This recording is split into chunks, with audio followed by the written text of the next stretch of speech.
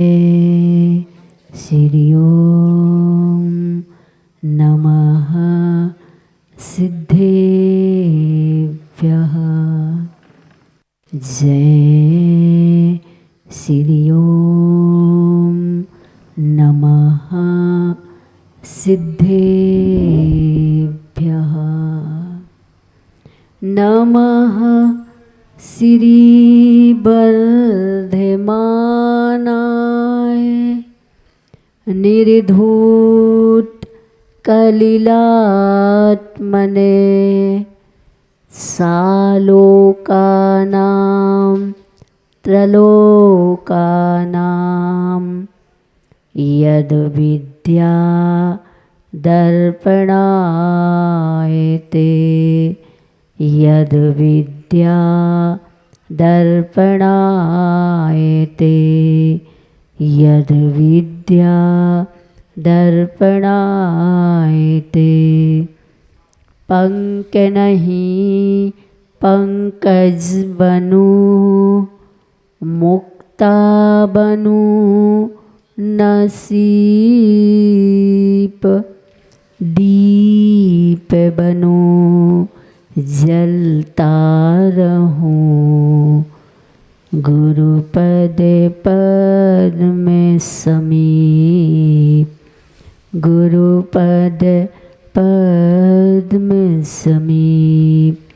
पंच परमेष्टि भगवंतों की, श्री कुंडलपुर के बड़े बाबा की, चंद्रगिरी महातीर्थ के मूल नायक 1008 श्री चंद्र प्रभु भगवान की, विश्वतंकर चिंतामणि पारसनाथ भगवान की, भगवान महावीर स्वामी की, संत शिरोमणि आचार्य भगवंत गुरुदेव श्री विद्यासागर जी महाराज जी की, गुरुनाम गुरु श्री ज्ञान सागर जी महाराज जी की, आचार्य भगवान श्री समय सागर जी महाराज जी की, 3,9 करोड़ मुनि राजों की, अहिंसामयी विश्व धर्म की,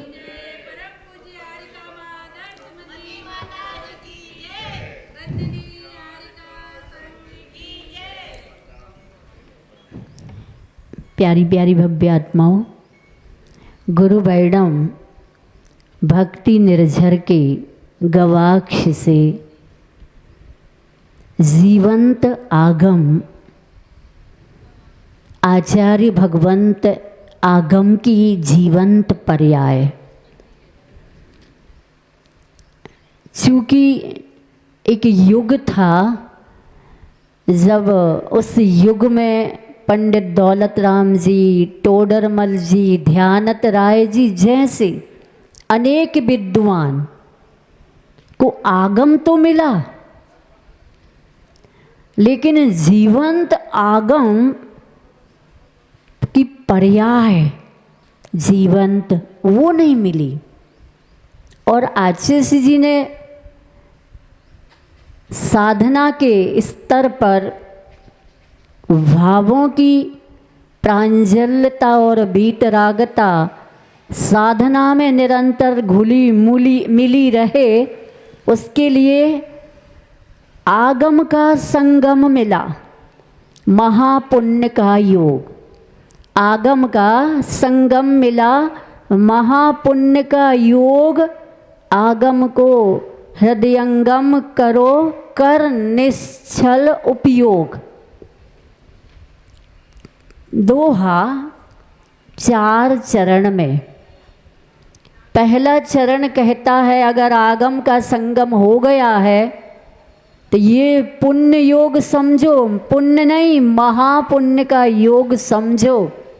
और अगर आगम हृदयंगम हो गया तो अपने उपयोग को छलीभूत मत बनाओ, धोखा देने वाला मत बनाओ। अब अपने उपयोग को निश्छल कर लो। छल के छाले उपयोग में अनंत काल से पीड़ा दे रहे हैं।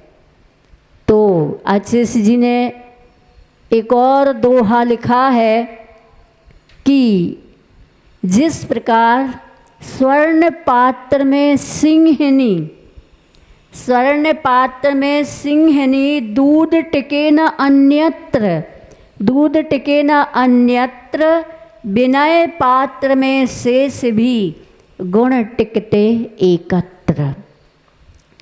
सिंहनी का दूध स्वर्ण पात्र में ठहरता है। किसी ने सिंहनी का दूध निकालने का साहस किया है क्या? किया है शिवाजी। जो शिवाजी हुए हैं और उनके गुरु रामदास जी समर्थ, उन्होंने शिवाजी के समर्पण की परीक्षा ली और वो जंगल में से शिष्यों के साथ जा रहे थे, वो गिर गए, बन करके गिर गए और बोलने मेरे पेट में दर्द है, मेरी पेट में दर्द है। तो सारे शिष्य पूछते हैं कैसे ठीक होगा आपका ये दर्द? तब उन्होंने कहा कि सिंहनी का दूध जो लेके आएगा और वो उसके उपयोग से, प्रयोग से मैं ठीक होऊंगा। शिवाजी ने तुरंत राज्य से स्वर्ण का पात्र मंगाया और जंगल में जहाँ शेर इत्यादि होते वहाँ पहुँच गए। उन्होंने देखा एक पहाड़ी के ऊपर सिंहनी अपने बच्चों को दूध पिला रही है। वहाँ जाकर के वो कहते हैं कि मेरे गुरुदेव बहुत पेट के दर्द में पीड़ित हैं और उनके दर्द का उपचार तुम्हारा दूध है, अगर तुम्हारी आज्ञा हो तो मैं इस दूध को निकाल दूं। तो उन्होंने चुपचाप, सिंहनी ने देखा और खड़ी हो गई, वहीं रुक गई। उन्होंने दूध निकाला और मतलब ये था कि एक शिष्य समर्पण में कितना पहुंचा हुआ हो सकता है और गुरु आज्ञा का पालन। अन्यथा कोई भी कह देता क्या जान गंवाने के लिए, लेकिन समर्पण में जान की परवाह नहीं होती है, परवाह अपने जीवन की नहीं होती है, परवाह समर्पण की होती है, परवाह आस्था की होती है, परवाह गुरु बनाए हैं तो कुछ भी हो, अगर गुरु की आज्ञा है तो हमें मानना ही है। इसलिए सिंहनी का दूध, आचार्य जी गुरु वर्णम के गवाक्ष से आचार्य जी कहते हैं कि जिस प्रकार सिंहनी का दूध स्वर्ण पात्र में ठहरता है, उसी प्रकार समय सार, मूलाचार और आगम का सार स्वर्ण पात्र जैसे श्रवण, जिनके भीतर 16 वाणी का तपा हुआ शुद्ध स्वर्ण के समान उपयोग है और योग है। अगर छलीभूत योग हो, उपयोग हो, योग में विकृति हो, गुरु की ही परीक्षा लेने का उपयोग हो, गुरु को ही अपने से कम बताने की भावनाएं हों, वहाँ न समय सार टिक सकता है और ना ही मूलाचार टिक सकता है।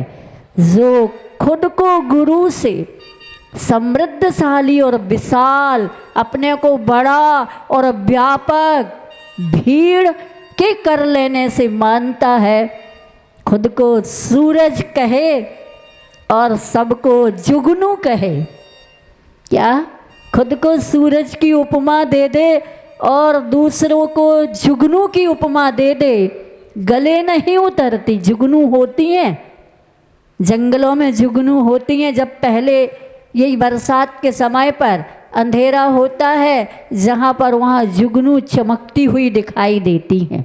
दिन में तो वो चमकती नहीं, वो रात में चमकती हुई, अंधकार में चमकती हुई दिखाई देती हैं। और अनगार धर्मामृत में या सागार धर्मामृत में पंडित आशाधर जी ने हा खद्योतवत सुधिष्ठारो हा धोत्यंते कुचित कुचित, सच्चे गुरु, सच्चे श्रमण, सच्चे साधक इस पंचम काल में जुगनू की तरह कहीं कहीं पर चमकते हुए कभी कभी दिखाई देंगे। जुगनू हमेशा नहीं दिखाई देती, कभी कभी दिखाई देते। ऐसे आचार्य भगवंत ने से किसी ने कहा कि आचार्य श्री जी, भारत में जैन समाज में, जैन धर्म के पालने वालों में मिथ्यात्व का बहुत बोलबाला तैयार हो रहा है। आप इस मिथ्यात्व के झुंड को आप तुम्हें सम्यक दर्शन की दिशा वो देकर के उनको परिवर्तित कर सकते हो। मालूम आचार्य जी ने क्या कहा? मैंने इतने श्रमण सिंहों को तैयार किया है, हजारों हाथियों के झुंड को, एक सिंह की गर्जना उनके मिथ्यात्व को, उनकी उन्मत्तता को नष्ट कर सकते हैं और सम्यक बोध और शोध दे सकते हैं। आचार्य भगवंत ने तो ये सारे सिंह है, श्रमण सिंह है, किसी को भी और कुछ नहीं कहा। तो हम कौन से खेत की मूली होती है या हम अपने को सूरज कहें और सबको जुगनू कहें? गुरु ने जो निश्चित कर दिया, निर्णय दे दिया, लेकिन कब निर्णय दिया? जब मूलाचार और समय सार किसमें टिके? सिंहनी का दूध किसमें टिकता है? स्वर्ण पात्र में। स्वर्ण का मतलब आचार्य ने कहा कि जो पाषाण है, स्वर्ण पाषाण होता है। क्या? स्वर्ण पाषाण होता है। सुनार के हाथ में जाता है तो वो तपा तपा करके सोना अलग करता है और पत्थर अलग करता, अब शुद्ध सोना बन गया है, उसमें टिक सकता। आज उसी का कहना है कि किसी तीर्थंकर, रिद्धिधारी, शुद्धोपयोग में विचरण करने वाले मुनि महाराज जब जंगल में ध्यान करते हैं तो उनकी विशुद्धि से, उनकी पवित्रता से उनके पास जंगल के दोनों प्रकार के जानवर उनके चरण सानिध्य में शांति से बैठ जाते हैं। कैसे?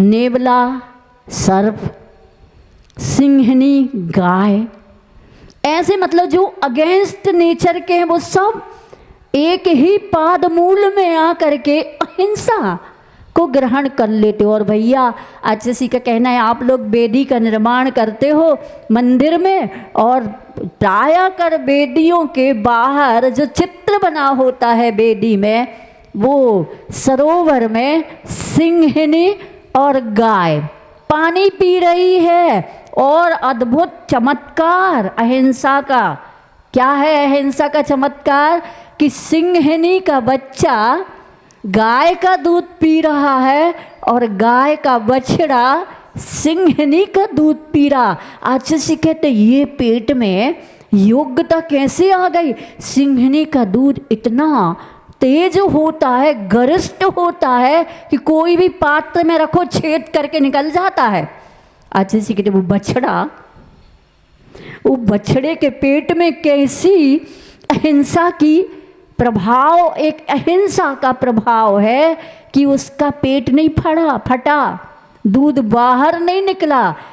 सिंहनी का बच्चा अगर गाय का दूध पीता है तो वो कुछ नहीं, लेकिन अगर गाय के बछड़े ने सिंहनी का दूध पिया है तो आश्चर्य है, चमत्कार है। आचार्य जी कहते जिसकी योग्यता में, पात्रता में स्वर्ण जैसा शुद्धत्व है, वही समय सार समय सार जैसे ग्रंथ को वही टिका पाता है और उसी के उपयोग में टिक पाता। फिर जिसके उपयोग में अगर सिंहनी का समय सार रूप सिंहनी का दूध टिक गया, माँ जिनवाणी का सार टिक गया, फिर उसके जीवन में अनुचित प्रवृत्तियाँ, अनुचित सोच बाहर का तो हो रहता ही नहीं। आज से कहे ना मोक्ष मार्ग बाहर का है ही नहीं, मोक्ष मार्ग बाहर का प्राथमिक भूमिका में थोड़ा है और अंदर का अधिक है, लेकिन उसके बाद की भूमिका में बाहर का मोक्ष मार्ग है ही नहीं, मोक्ष मार्ग मात्र भीतर का है। और कभी क्वचित कदाचित बार बार श्रावकों के आग्रह पर हमारा भी कल्याण हो, क्या हमारा भी कल्याण हो। जैसे नेमिचंद सिद्धांत चक्रवर्ती के दिव्य पादमूल में चामुंडराय आते थे प्रतिदिन दर्शनार्थ और कुछ देशना के अर्थ है, और वो एक बार सठखंडागम का स्वाध्याय कर रहे थे। उन्होंने क्या कर दिया, स्वाध्याय चामुंडराय राजा आया तो उन्होंने बंद कर दिया ग्रंथराज। चामुंडराय को विकल्प हो गया, विचलित हो गया, भगवान आपने मेरे आते ही ग्रंथ बंद कर दिया। हाँ चामुंडराय, ये ग्रंथ सठखंडागम ग्रंथ है, इसको विषी कसाई रागी द्वेषी आरंभ और परिग्रही नहीं स्पर्श कर सकता, न पढ़ सकता है। तो फिर हमारे कल्याण के लिए हमें क्या होगा, हम कैसे करेंगे अपना कल्याण। हाँ चामुंडराय चिंता मत करो। और उन्होंने जीव कांड और गौमटसार कर्म कांड की रचना श्रावकों के लिए उसी अर्थ से, परमार्थ से, श्रावकों की भूमिका के योग, पात्रता के योग कम से कम इतना तो समझ सके। क्या समझ सके कि मेरे गृहस्थ जीवन में कैसे मैं एक एक कदम पर राग और देश को कम करूं, क्या राग और देश को कम करूं। सो ऐसे पंडित टोडरमल जी के सामने वह समय सार, मूलाचार, चारों अनुयोग के ग्रंथ राज थे, अध्ययन कर रहे थे, लेकिन पात्रता को वह सुख मिले, पात्र को वह सुख मिले, शांति मिले, समय सार की अनुभूति मिले।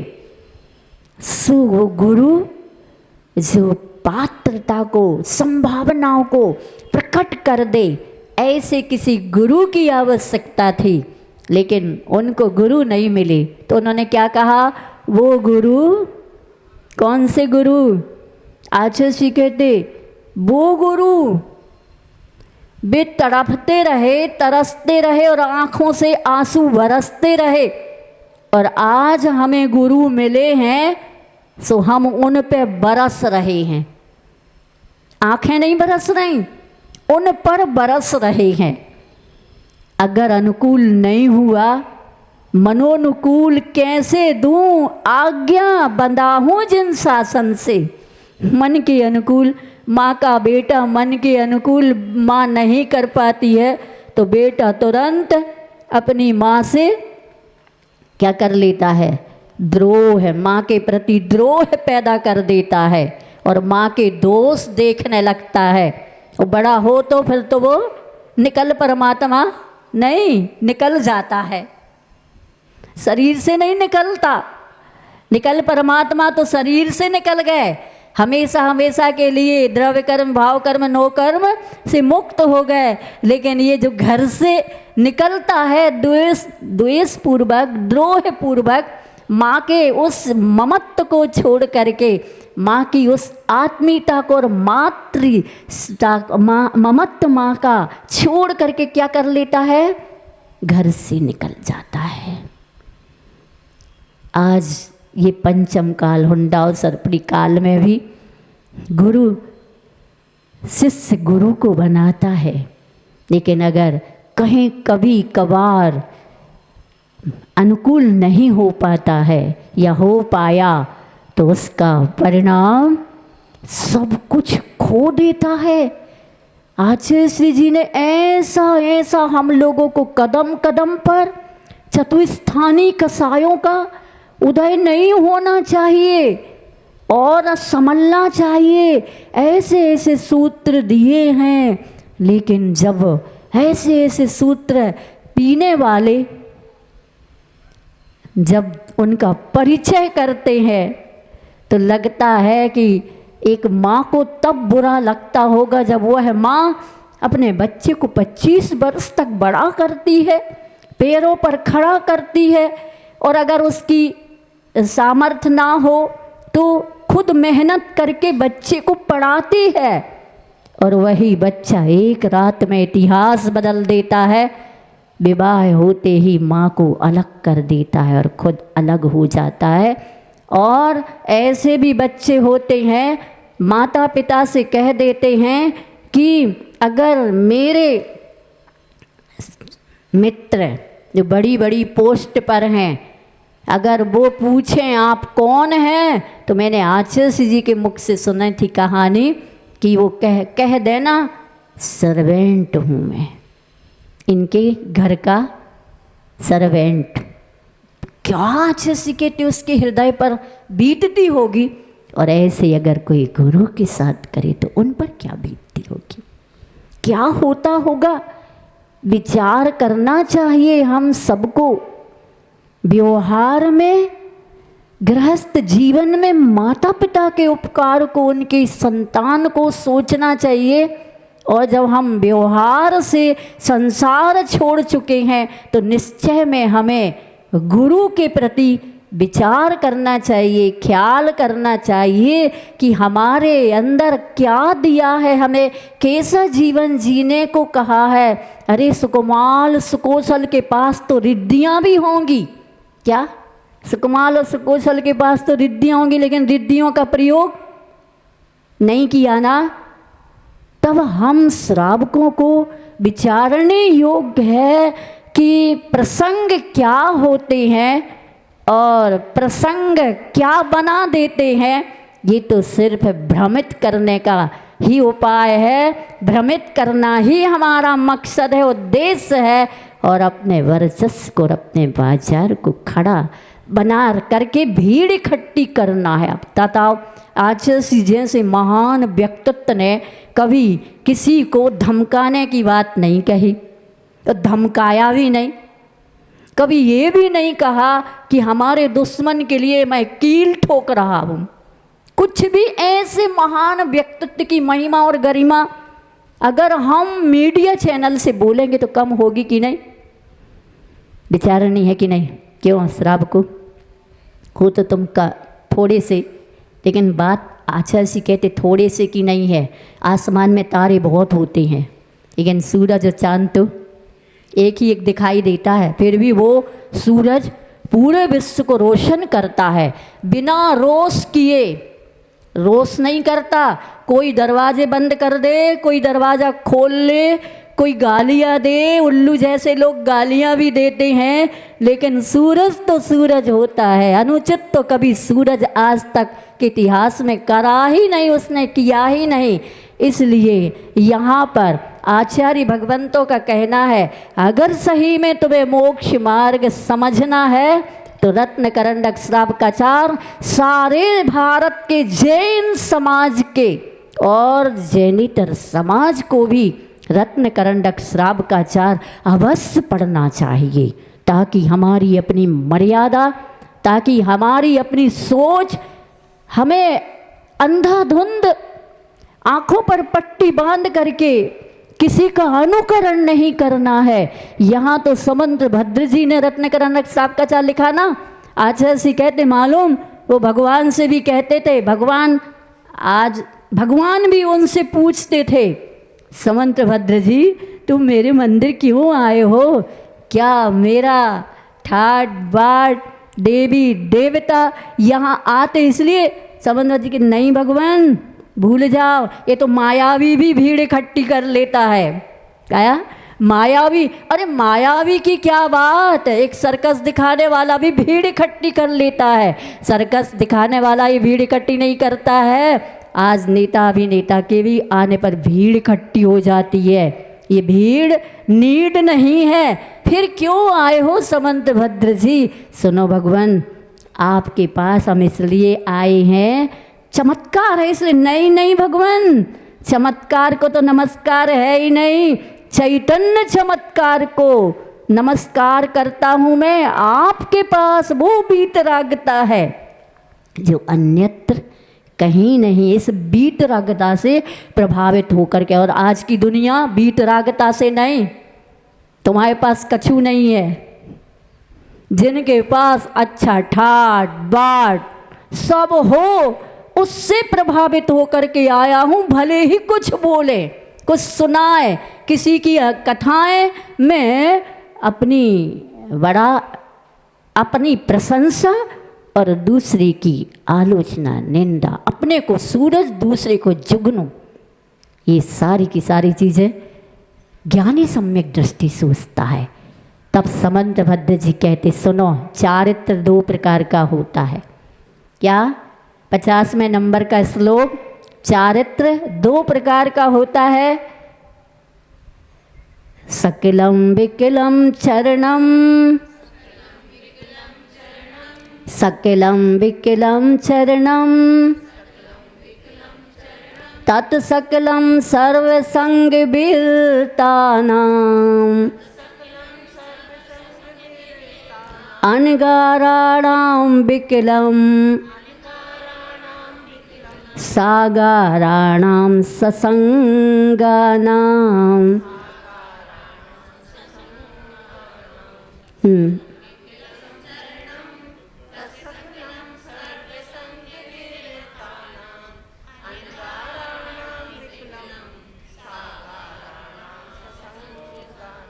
सकलम विकलम चरणम, तत्सकलम सर्वसंग विरतानाम, अनगाराणाम विकलम, सागाराणाम ससंगानाम। सकलम अने सकल चारित्र, और विकलम अर्थात विकल चारित्र अने एक देश। 12 व्रत या 11 प्रतिमाएं ग्रहण करना, ये एक देश चारित्र है। और सकल चारित्र ने 5 पापों का पूर्ण त्याग कर देना, सर्वसंग विरता नाम कहा आगे। तो सकलम विकलम चरणम, तत् सकलम, वह सकल चारित्र क्या है? सर्वसंग विरता नाम, संपूर्ण संग अर्थात परिग्रह, अर्थात परिग्रह के 2 भेद हैं, बाह्य और अंतरंग। बाह्य के 10 भेद हैं और अंतरंग के 14 भेद। ऐसे 24 प्रकार के परिग्रह से जो विरक्त हो जाता, बताइए, जिसने ये कह दिया है कि मैं तेरा तो तेरा है, मेरा भी तेरा है, उसको कौन सी चाहत रहेगी शेष? जिसने ये भी कह दिया है कि ये शरीर मेरा पड़ोसी है, साधना का साधन है, वक्त पर क्या 24 घंटे वेतन तो देता हूँ क्योंकि साधना करनी है, लेकिन इसके प्रति कोई ममत्व भाव नहीं रहता है। सो ये भी जैसे पिच्छी कमंडलू उपकरण है, ऐसे ही इसको उपकरण मानता हूँ, उपकार करने वाला मानता हूँ। क्योंकि आप लोगों ने दूध तपाया है, कभी दूध ही चूल्हे में डाला, गैस चूल्हे में, कि पात्र में रख कर के तपाया, बर्तन में रख कर के तपाया ना? ऐसे ही इस शरीर के माध्यम से कर्म तपाए जाएंगे, क्योंकि बिना शरीर के कर्म तप नहीं सकते हैं। इसलिए संपूर्ण परिग्रहों से जो विरत है, आरंभ से विरत है, पाप से विरत, अब जब है ही नहीं तो दुनिया को चुनौती देने का आदेश कौन से आचार्य ने दिया है?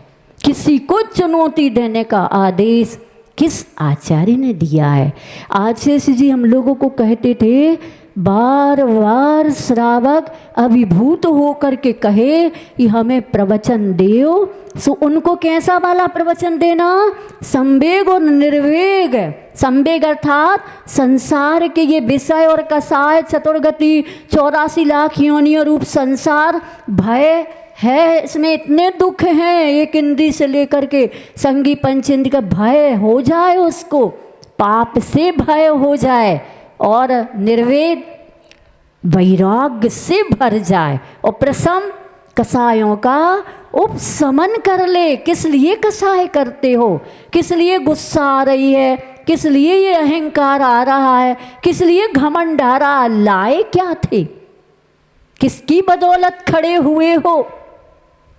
शिवाजी हमेशा राजा बनने के बाद, इतिहास के पन्नों पर राजा बनने के बाद गुरु का इतना सम्मान, सब कुछ उनकी बदौलत। आचार्य सिद्ध इसके साक्षात उदाहरण है।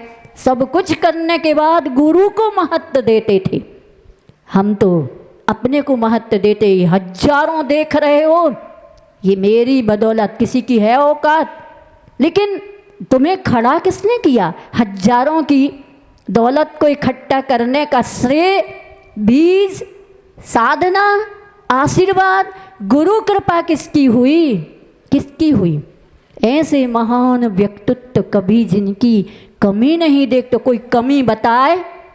अभी सुनाया था किसी ने, इस संस्मरण के द्वारा कहा गया कि जब आचार्य जी के पास कुछ श्रावक गण जबलपुर के आचार्य के पास पहुँचे कि महाराज जी की वह जो शैली है ना, वो बहुत कटु कठोर है। तो आचार्य जी ने क्या कहा? आगम से तो बोलते हैं ना? तो उन्होंने कहा आगम से बोलते हैं। तो बस लो, यहाँ हम क्या ले रहे?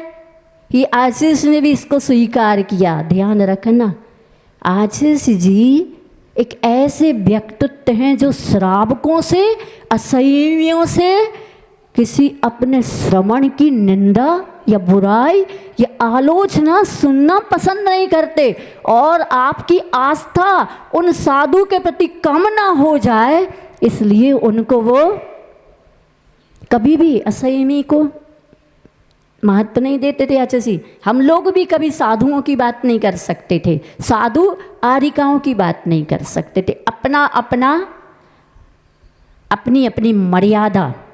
हम लोगों को क्या, ये गुरु ने ऐसा सिखाया, हम सबको ऐसा सिखाया है, और उन्होंने तो एक एक श्रवण को, मूलाचार और समय सार को जीवंत करने का साहस दिया है। आज हम मूलाचार और समय सार को भूल करके रत्नकरंडक श्रावकाचार के अनुरूप भी अपने को दिखा नहीं पा रहे। दिखाना तो होता ही नहीं है, खुद को देखना होता है, दिख जाता है। सूर्य कभी नहीं कहता मैं आ रहा हूँ, अपना डेफिनेशन, अपना महत्व। अच्छा जी कहते हैं महापुरुष प्रकाश में नहीं आते, प्रकाश में आना भी नहीं चाहते हैं, फिर भी प्रकाश उनको प्रकाशित कर दे, तब भी कैसा है? गुरु नहीं बनते। गुरु बन के नहीं, मैं कुछ भी नहीं हूँ, जो भी है सब गुरु का है। मेरा है क्या? मैं था क्या? किस स्थिति में ये हम आए थे? काखा गा भी नहीं जानते थे, और आज हम काखा गा जानने लग गए, तो गुरु को तोलने लग गए, उनकी शिष्य मंडली को तोलने लग गए।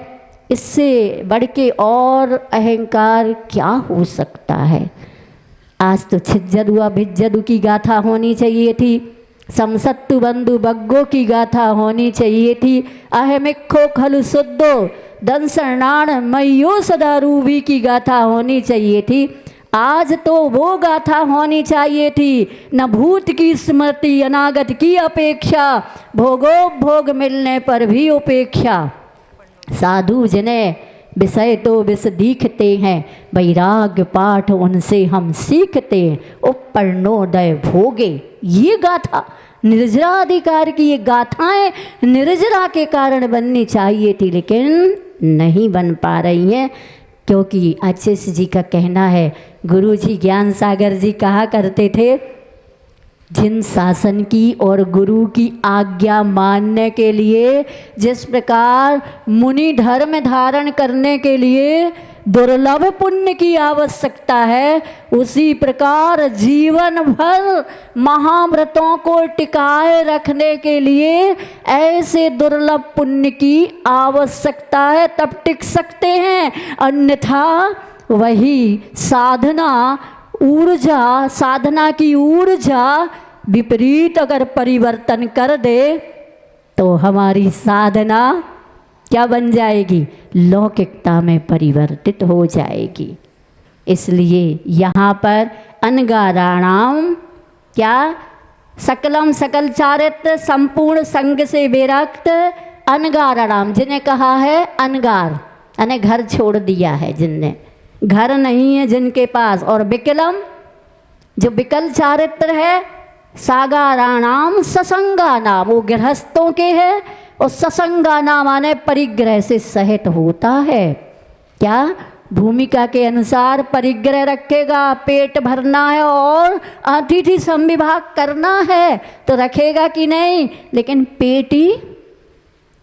पेटी भरेगा। अच्छा से कहते पेटी भी भरेगा, लेकिन पेटी कैसे भरेगा? यदवा तदवा, अन्याय अनीति अत्याचार से नहीं भरेगा, शिष्टाचार से भरेगा। प्रभावना करेगा साधु, लेकिन अप्रभावना नहीं करना ही प्रभावना कहलाती है। वह ऐसा संवेग वैराग्य से भरा उपदेश देगा, विषय कसायों से होने वाली हानि और नरक निगोद में जाने वाले कर्म से, कारण से वह कारणों को बताएगा। तो यह दो प्रकार का चारित्र, सकल और विकल।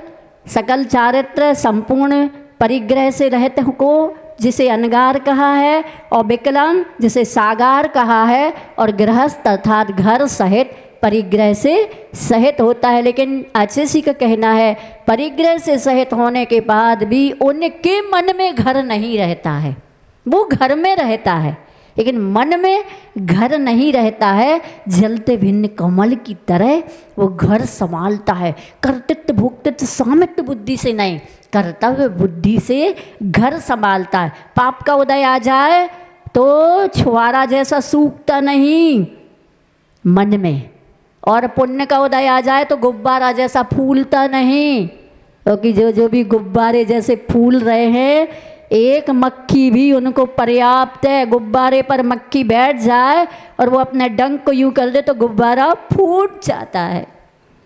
ऐसी जिंदगी, इसलिए आचार्य भगवान कहते हैं, आचार्यों ने कहा है कब गुब्बारा फूट जाए उसके पहले, फूटने के पहले ही तुम टूट ना पाओ, सम्यक दर्शन छूट ना पाए, रत्नत्रय निर्दोष रखो, शिथिलाचार ना आ पाए, इसके लिए प्रयास करना चाहिए और लौकिकता से दूर रहना चाहिए। जंगलों में रहते थे, जंग छुड़ाते थे, क्या पढ़ते थे? प्रकृति को पढ़ते थे, जीवंत आगम को, साक्षात आगम को पढ़ते थे। आचार्य का कहना, ये ग्रंथ नहीं होते। जब जंगलों में नहीं रह सकते हैं तो इन ग्रंथों से जंग छुड़ाओ, ये हमें आचार्य भगवंतों ने कहा है। तो विकल चारित्र के भेद सुनिए, आप लोगों के चारित्र के भेद क्या है? ग्रहिणाम त्रेधा तिष्ठत्यनुगुण शिक्षा व्रतात्मकम चरणम।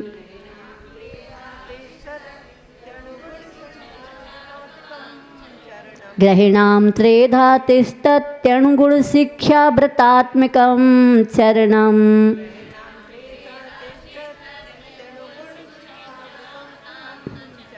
पंचत्रिचतुर्भेदम त्रयं यथा संख्यमाख्यातम्। पंचत्रिचतुर्भेदम त्रयं यथा संख्यमाख्यातम्।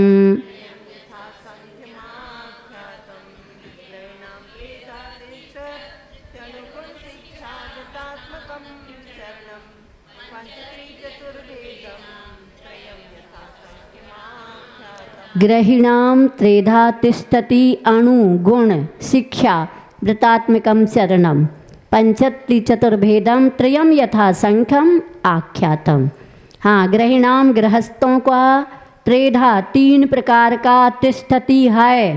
क्या? अणुव्रत, गुण से गुणव्रत और शिक्षा से शिक्षा व्रतात्मकम, यानी अणुव्रत, गुणव्रत और शिक्षाव्रत चरणम चारित्र।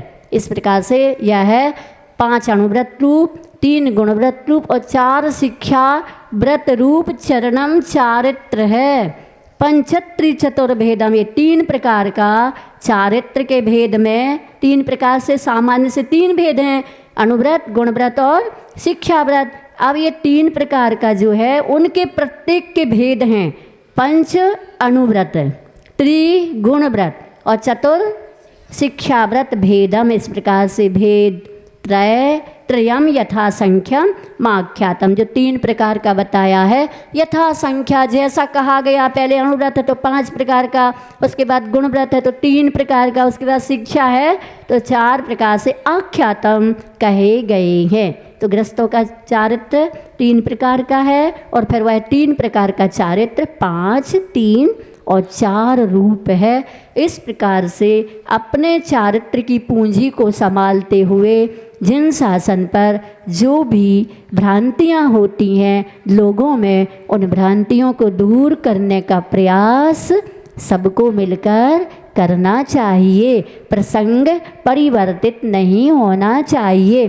प्रसंग था कुछ और परिवर्तित किया जाता है कुछ, बताया जाता है कुछ, इसलिए जिन शासन को हानि है। हमारा जीवन रहे ना रहे हमें अपनी चिंता नहीं होनी चाहिए, लेकिन आगे की परंपरा के लिए जिन शासन का महत्व किस रूप में प्राप्त होगा, ये तो सोचने विचारने बात है ना। हम जो सुनेंगे, हम जैसा हमें सिखाया जाएगा, हम अपने बच्चों को वैसे ही तो बता पाएंगे। जनरेशन को जेनरेशन कैसे बना पाओगे? इसलिए हमें सबको विचारनी चिंतनीय बात है, ध्यान रखना चाहिए। प्रसंगवश और भी बताने की कोशिश करूँगी, क्योंकि श्रावकाचार है, ये भी श्रावकों का आचार विचार है। और हम श्रावक धर्म अगर सुव्यवस्थित रखेंगे, इसको अखाड़ा नहीं बनाए, तमाशा नहीं बनाए, ये कोई कुश्ती का अखाड़ा नहीं है जहाँ पर कंपटीशन प्रतिस्पर्धा चल रही हो। ये जिन शासन का अखाड़ा नहीं, ये जिन शासन का अद्भुत महात्म्य है, महिमा मंडित ये जिन शासन भाव प्रधान है। इसलिए भाव और व्यवहार दोनों अच्छे होना चाहिए। बोली भगवान महावीर स्वामी की, संत श्रोमणी आचार्य भगवंत गुरुदेव श्री विद्यासागर जी महाराज जी की, गुरुनाम गुरु श्री ज्ञान सागर जी महाराज जी की, आचार्य भगवान श्री समय सागर जी महाराज जी की, 3 कम 9 करोड़ मुनि राज्यों की